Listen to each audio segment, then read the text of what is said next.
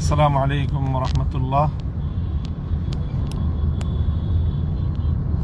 আলহামদুলিল্লাহ রাব্বিল আলামিন ওয়াসসালাতু ওয়াসসালামু আলা সাইয়্যিদিল আমবিয়া ওয়াল মুরসালিন ওয়া আলা আলিহি ওয়া আসহাবিহি আজমাইন। প্রিয় দেশবাসী, দেশ এবং প্রবাস থেকে যারা আমার লাইভে সংযুক্ত আছেন, সকল ভাই বোনদেরকে আমি স্বাগত জানাচ্ছি আমাদের লাইভ প্রোগ্রামে। আমরা গতকাল 12ই ফেব্রুয়ারি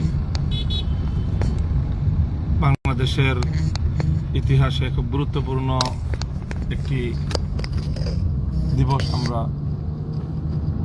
পালন করেছি।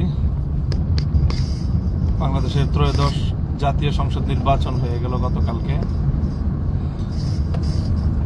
তো এই নির্বাচনে আমরা 11 দলীয় নির্বাচনী ঐক্যজোটের পক্ষ থেকে আমরা জোটগতভাবে নির্বাচনে অংশগ্রহণ করেছি।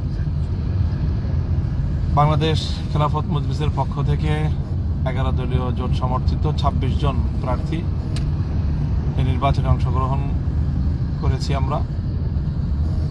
আলহামদুলিল্লাহ, দেশের জনগণ, ভোটারগণ আমাদেরকে আমাদের প্রত্যাশার মোতাবেক অনেকেই, প্রায় সকলকেই আমাদেরকে ব্যাপকভাবে গ্রহণ করেছেন এবং বিপুলভাবে আমাদেরকে সমর্থন ব্যক্ত করেছেন, ভোটাধিকার প্রয়োগ করেছেন। তার মধ্যে অন্যতম একটি আসন ছিল আমার ঢাকা 13-186 নম্বর আসন, যেটি এই আসনটি আপনাদের অনেকেরই, যারা দেশ, জাতি এবং ইসলামকে ভালোবাসেন, আপনাদের অনেকেরই একটা আগ্রহের বিষয়ে পরিণত হয়েছিল।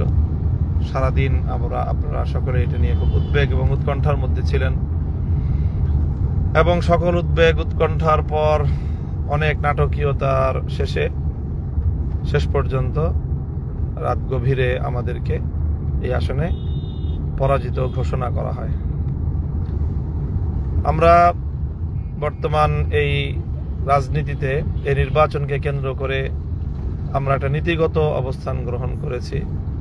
সেটা হলো বাংলাদেশের যে চলে আসা রাজনৈতিক একটি নেতিবাচক ধারা, নির্বাচনে হারলে সকলেই নির্বাচনের ফলাফলকে প্রত্যাখ্যান করে। আমরা গতানুগতিক সেই পথে যেতে চাইনি।